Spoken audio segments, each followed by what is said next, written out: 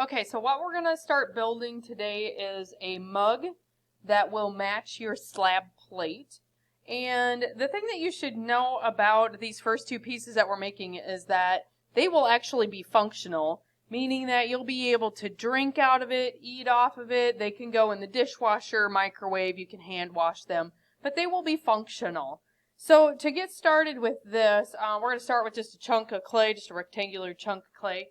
And you're going to roll it out in the same technique like I showed yesterday, where you start in the middle with your rolling pin, apply even pressure, stop, flip it over. You're also going to roll it this way, back and forth just a little bit. I'm going to do some time-lapse magic here. And voila, I've already got that pre-rolled out. And I have a pattern that we're going to be using. The size of the mug pattern that we're going to be making here in class is 3 1/4 by 10 inches. So that's the size of pattern that we're using. And again, we're going to roll this to be about 1/4 inch thick for your slab. So you're going to take your pattern, you're going to lay it down there on the clay, and you're going to trim your extra clay away. And you can just set it off to the side so it's not in your way.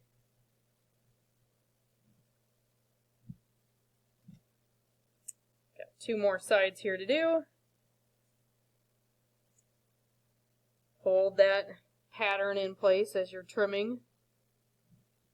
Alright, peel that away, set it aside. And actually, I'm going to use these scraps later, so I'm just going to kind of smush them. It's actually called wedging the clay, and I'm going to use those later. That's probably going to be the bottom of my mug, so I'm just going to set that off to the side. Alright, now, what we're going to do, you need to carefully pick up your slab of clay so that you're not causing extra finger dents into it. So I'm going to pick it up, I'm going to fold it over. So right now what we're doing is we're making the cylinder part of the mug. So the main part of the mug. And I want it to overlap, kind of like so. And that might be about a 1/2 inch overlap. So for this next step, what I'm going to do is I'm going to keep holding on to it. I'm going to support it with my hands on the inside. Then what I'm going to do is I'm just lightly going to smush this clay over to just lightly tack it into place. So it's basically just enough to hold it there so I can let go and it's going to stay together. But what I need to do is I'm going to flip it over. And you can see inside there, I'm going to do the same thing. My hand is on the outside supporting it. And then I'm going to go inside and I'm going to drag this clay over. And I'm going to do it over here and do the same thing. Okay. So what I need to do now is I need to keep working on that and dragging this over, smoothing it. And again, I have my fingers on the inside supporting it. And you guys, honestly, this is not going to look very pretty at this step today. Number one reason is the clay is so soft, it's so squishy, it's really hard to manage to keep it the same shape that we want it to, because it just keeps moving all over the place.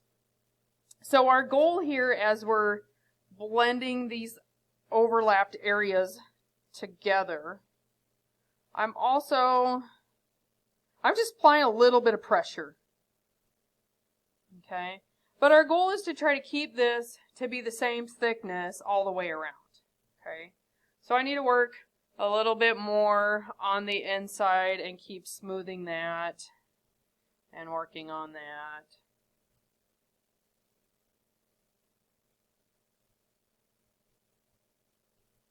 All right.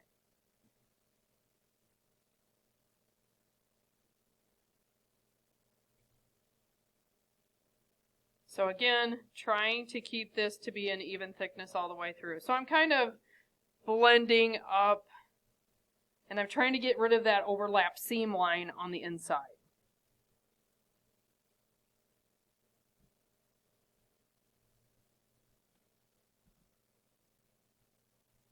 Okay.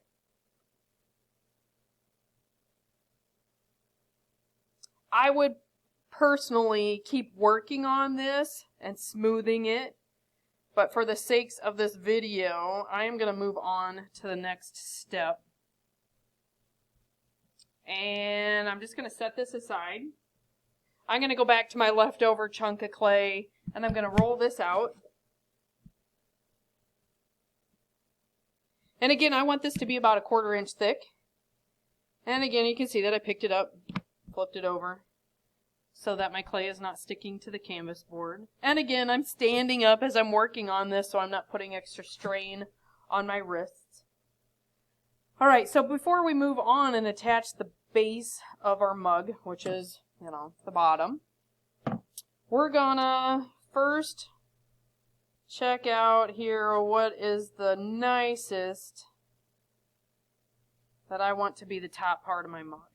I think I'm actually going to go with this to be the top part of my mug. Okay, so now that I've determined that, I'm going to go ahead and set this down and leave it in place. And hopefully you can see this in the video. But I have about 1/4 inch extra all the way around here that I want to leave. So I'm going to take my knife blade and I'm going to trim around.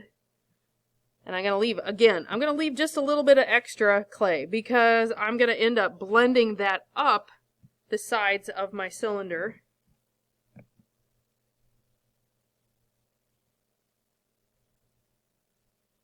And there we go.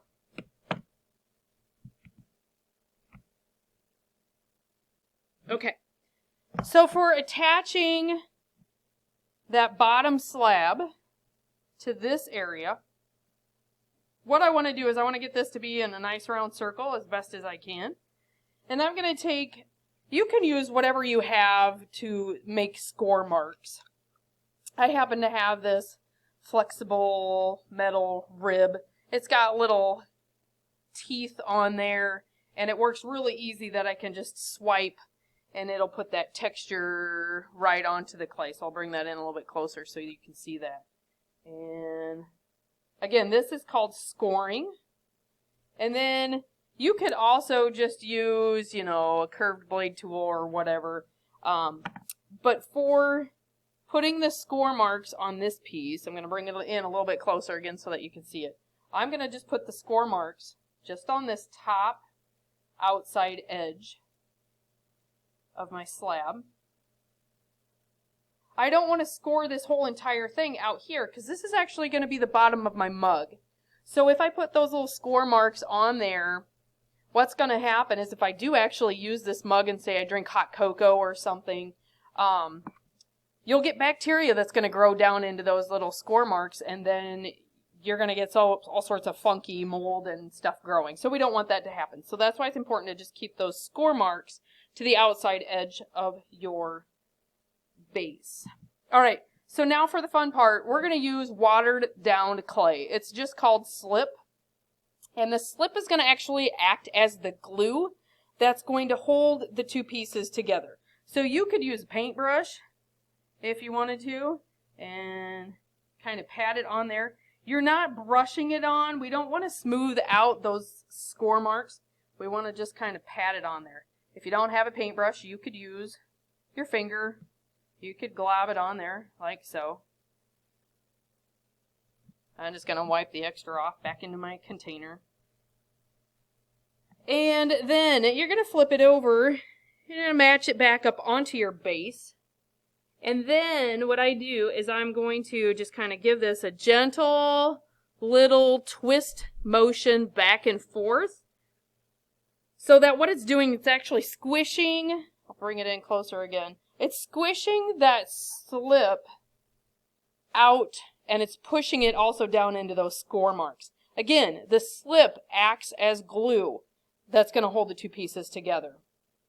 So next at this point, what I'm going to do is I'm going to go through and I'm going to bring these side edges that I left, that little bit of overhang, I'm going to blend that up into my mug. And again, they're not going to look very pretty at this point, okay? So I actually have a lot of extra right there. That's going to cause me some problems later on. I'm just going to trim that off. Just keeping it real. I'm going to continue blending this up into the mug. all the way around. And again, that's really flaring out. That's looking pretty disgusting. I'm going to show you guys how to fix that in the next video. Okay. And I've got a lot of extra overhang again too here. I'm going to trim that down and I'm going to blend this up.